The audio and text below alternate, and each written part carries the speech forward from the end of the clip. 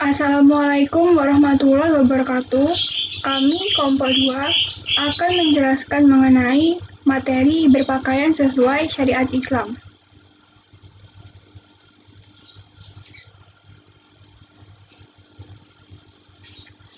Sebelum membahas lebih dalam mengenai materi berpakaian sesuai syariat Islam, mari kita tonton tayangan berikut ini yang berkaitan dengan materi yang akan kita bahas selanjutnya, yaitu tentang eksperimen reaksi seseorang ketika dimintai bantuan oleh perempuan yang berhijab atau menutup auratnya, serta jika dimintai bantuan oleh perempuan yang tidak menutup auratnya atau menggunakan pakaian terbuka.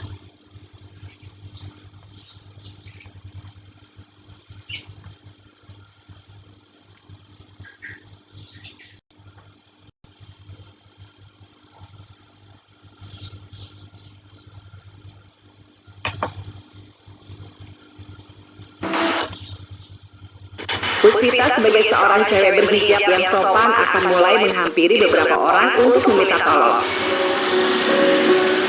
Kak, punten. Ya, ada apa? Saya boleh minta tolong nggak, Kak? Apa ya? Saya pengen minjem handphone Bapak. Saya lagi ada di klinik sini, nggak bisa. Maaf deh. Sama yang lain aja gimana? Nanti sih kalau ditelepon bos sih saya lagi nunggu. Maaf ya. Terlihat bapak ini menolak untuk menolong Puspita karena sedang menunggu bosnya. Tapi bentar aja, Kak. Bukan saya nggak mau, saya minta maaf juga karena saya juga lagi ditunggu. Bentar lagi saya mau ditelepon. Nanti gimana? Saya minta maaf ya, cari yang lain aja ya. Terima kasih ya, Pak.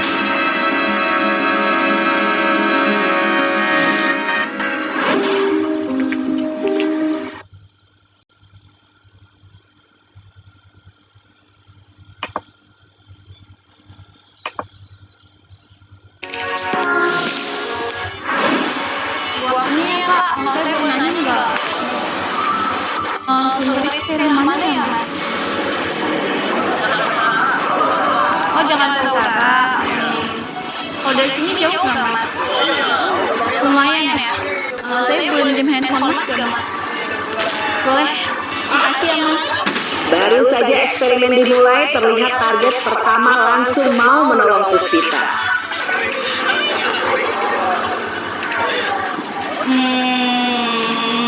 Bentar ya, Mas. Halo, lu lagi di mana? Oh, di kantor. Oh, jadi mana nih, Pak? Nggak jalan.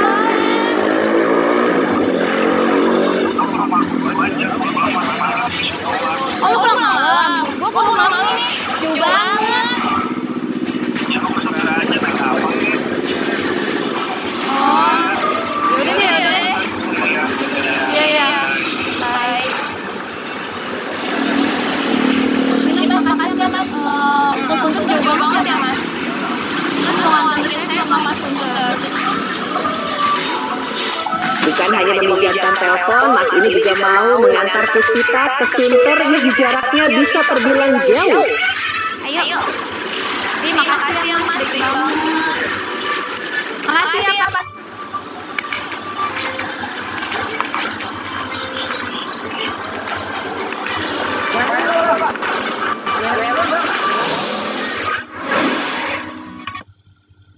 Kalau ini daerah mana?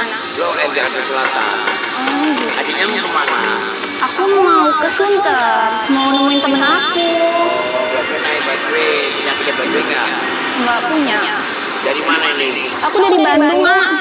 Oh, dari Bandung. Iya, aku boleh minjem handphone nggak buat nelpon? Ada pulsanya, aku nggak ada pulsa soalnya. Bandungnya mana? Bandung deket ini. Kenapa? WA ada sih kayaknya. Kenapa?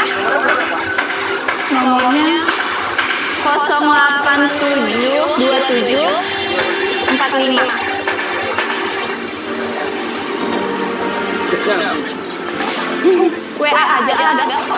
Ada. Dan nomor juga sama aja nomor WA.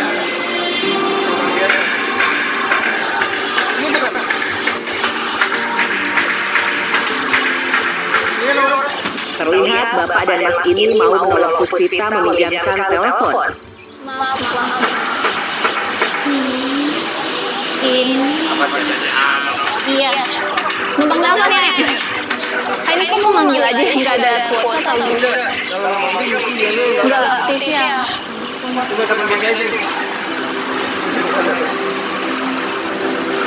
SPG rokok, ini jangan begitu. Oh, jadi SPG rokok.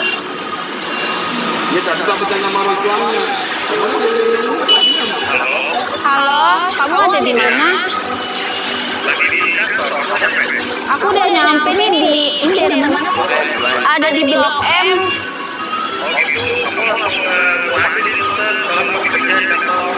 Jauh katanya dari sini ke rumah kamu. Emang kamu pulang jam berapa? Kamu nggak bisa jemput aku?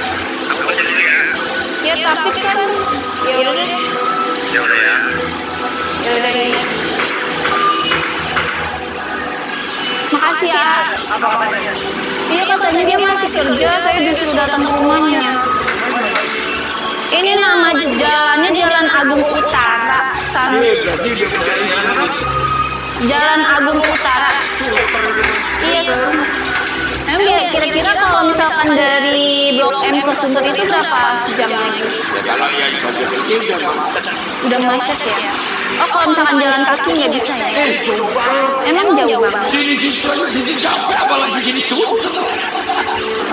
Aku ongkosnya udah habis Pak, aku belum minjem. Nanti aku minta nomor AA aja. Jalan ini aja nih. Bukan kita nggak mau minjemin ya. Dia sudah bertanggung jawab, sudah jemput. Kamu di sini aja. Aku di sini aja. Ya. Sampai malam. Kamu. Dia sudah bertanggung jawab. Untuk laki-laki. Iya. Nah, itu loh. Bukan hanya menolong, Bapak ini juga peduli kepada Puspita dan merasa takut kalau Puspita terkena modus penipuan.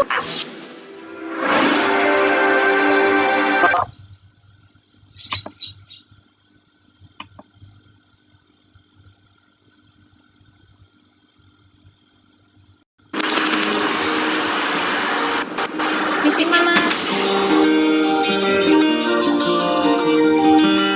Aku mau numpang boleh nggak? Ini duduk boleh. Kosongan. Oh ya. Mas, Sunter itu di mana sih Mas? Iya, aku mau temen-temen aku Mas. Tapi ya aku nggak ada ongkos. Aku cuma telepon tapi aku boleh pinjam handphone nggak? Target ketiga pun terlihat mau menolong Puspita. Jangan kan corona. Puspita nafas ya? Bahkan dapat terlihat bahwa sepertinya target ketiga ini juga suka dengan Puspita dan berusaha untuk berkenalan dengan Puspita. Mas, namanya siapa? Oh, aku asli Bandung. Aku tuh dari Bandung ke sini capek. Temen aku nggak ada kabar dan aku nggak ada pulsa satu kota.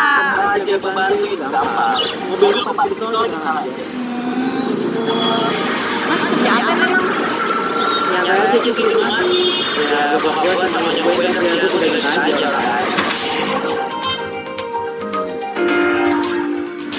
Ya udah aku beli handphone nggak?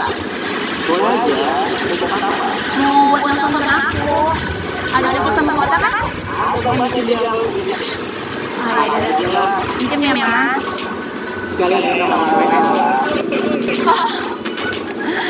Gampang gitu, gampang. Oh iya, aku serius. Ada pulsa kan Mas? Oh banyak. Makasih Mas. Halo? Ini gue, lu di mana? Ih, gue kan di Bandung. Lu lama banget sih baliknya. Yaudah deh, gue nanti telepon aja. Ya. Oh iya. Oke, bye. Makasih ya Mas. Mas bisa nganterin aku di Sunter kan Mas? Bisa lama. Setelah asik ngobrol dan berkenalan, Mas ini akhirnya juga mau mengantarkan Puspita. Enggak usah.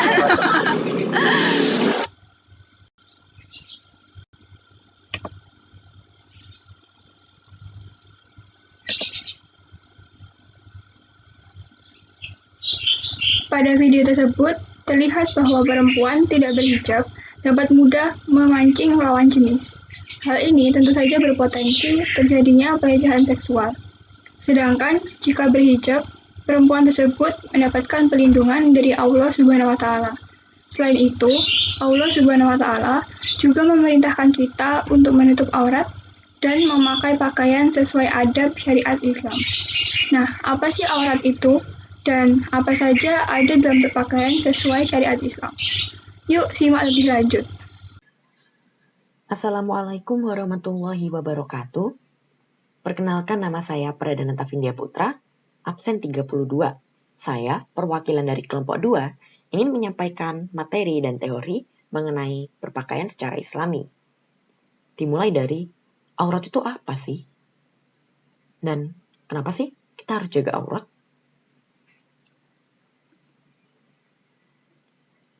Aurat secara bahasa berasal dari kata aurat yang artinya aib, malu, ataupun buruk.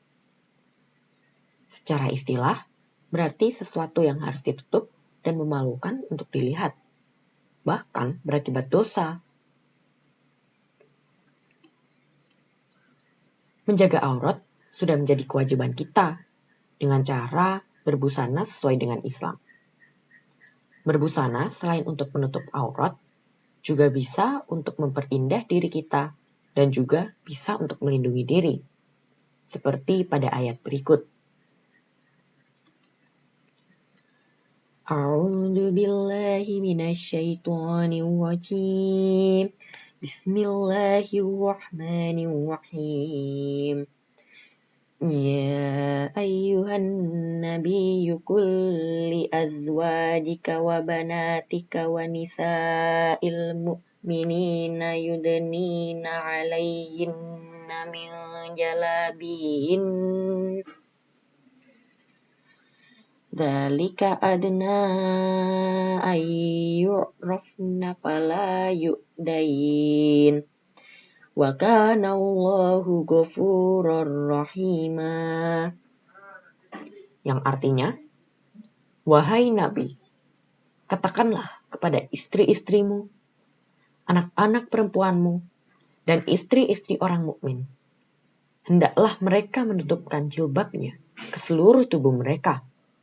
Yang demikian, agar mereka lebih mudah untuk dikenali, sehingga mereka tidak diganggu.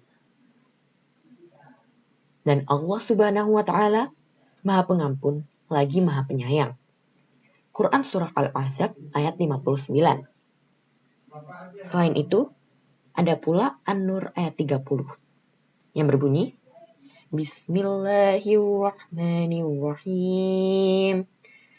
Kullil mu'minina yaghuddu min absarihim wa yahfadhu furujahum dzalika azkalahum innallaha khabirum bima yasnaun.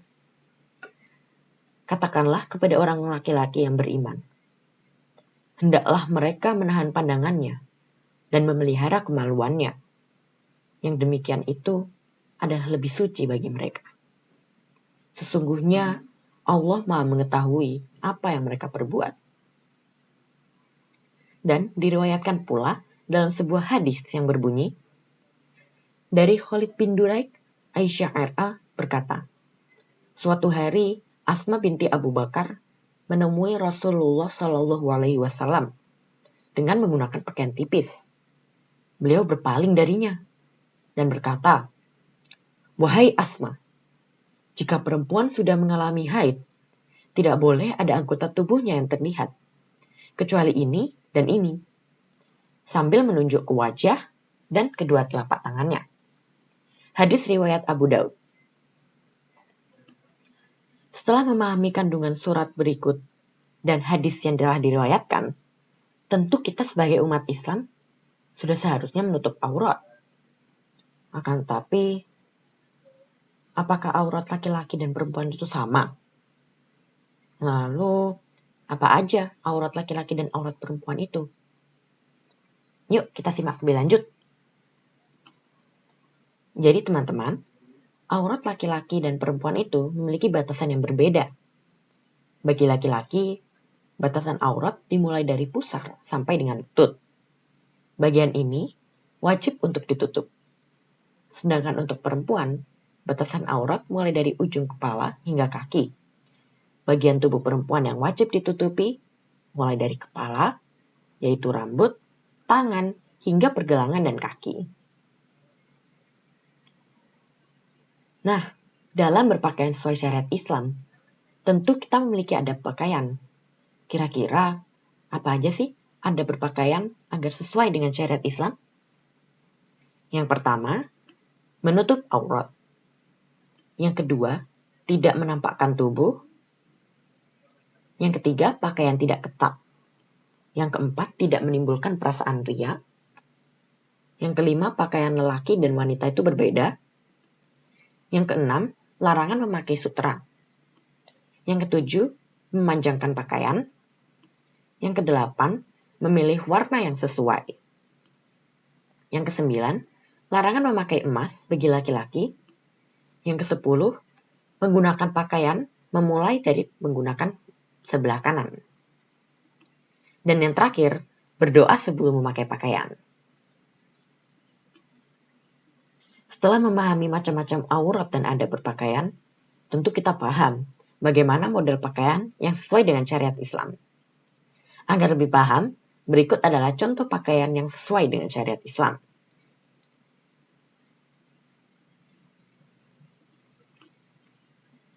Sebagai seorang mukmin, kita harus menaati perintah Allah Subhanahu wa Ta'ala. Salah satunya yaitu berpakaian sesuai dengan syariat Islam. Dengan kita berpakaian sesuai syariat Islam, tentu kita akan mendapatkan hikmah. Nah, hikmah apa aja yang akan kita dapatkan? Yuk kita simak. Yang pertama, jelas terjaga kehormatannya. Yang kedua, terjaga dari perilaku menyimpang. Yang ketiga, terhindar dari penyakit tertentu. Yang keempat, terhindar dari azab Allah. Dan yang terakhir, mencegah timbulnya hawa nafsu lawan jenis. Jadi, sekian teori mengenai berpakaian sesuai syariat Islam yang dapat saya sampaikan. Nah, kalian pasti penasaran kan? Bagaimana sih respon orang-orang yang mulanya tidak menggunakan hijab, sekarang jadi berhijab? Ataupun yang sebelumnya tidak berpakaian sesuai syariat Islam, sekarang mulai berpakaian sesuai syariat Islam. Nah, agar mengerti lebih dalam mengenai hal tersebut, yuk kita simak selanjutnya. Assalamualaikum, halo semuanya. Gimana nih kabarnya? Oh iya, kalian sudah pakai jilbab belum? Mungkin setelah mendengar kabar dari teman-teman saya ini, kalian akan tertarik untuk menggunakan jilbab. Oke, langsung aja ya tanya-tanya sama mereka. Oke, dari kelas berapa kamu pakai jilbab? Kalau saya dari kelas 1 SD. Aku pakai jilbab dari kelas 5 SD. Saya menggunakan jilbab mulai dari kelas 3 SD. Aku pakai jilbab kelas 3 SD. Pertama kali saya memakai jilbab itu kelas 4 SD. Aku pakai jilbab dari kelas 3 SD. Kesan pertama kali memakai jilbab? Awalnya risih, tapi lama-kelamaan udah biasa aja gitu. Kesannya itu awalnya rasa nggak pantas, ngerasa muka kita jadi jelek, gerah, tapi akhirnya kebiasa. Kesan saya memakai hijab untuk pertama kali adalah saya merasa percaya diri karena saya sudah menutup aurat. Awalnya gak mau pakai jilbab, tapi tiba-tiba dari tekad hati saya, akhirnya saya ingin pakai jilbab. Kesan pertama kali ngerasa gerah, tapi juga ngerasa lebih cantik. Apa yang bikin kamu bertahan memakai jilbab sampai sekarang? Lingkungan saya sangat mendukung saya untuk terus berkonsisten menggunakan hijab. Orang tua terutama ayah, karena saya tidak mau di akhirat nanti orang tua saya disiksa dikarenakan saya tidak memakai jilbab dan tidak menutup aurat. Karena rambut adalah salah satu aurat wanita, jadi saya bertahan memakai jilbab sampai sekarang. Alasannya karena banyak banget manfaatnya, mendapatkan pahala, menghindari hal-hal buruk, menyelamatkan kedua orang tua, banyak banget manfaat pakai hijab. Karena saya ingin menutup aurat saya dan ingin taat kepada Allah SWT. Harapan untuk diri kamu ke depannya? Harapan kedepannya semoga istiqomah, terus diperbaiki lagi cara berpakaian sesuai syariat Islam. Harapan saya itu saya sendiri adalah tetap istiqomah atau pakai jilbab. Semoga menjadi lebih soleha dan menjadi lebih baik kepada semua orang dan sekitarnya. Harapannya semoga bisa istiqomah dalam berjilbab dan tidak berniat untuk melepas jilbab. Semoga kedepannya saya tetap beristiqomah untuk terus menggunakan hijab. Nah, itu dia sekilas tanya jawab dengan teman-teman saya terawal mula mereka memakai jilbab. Semoga tetap istiqomah dan bisa menutup aurat secara sempurna. Terima kasih. Wassalamualaikum warahmatullahi wabarakatuh.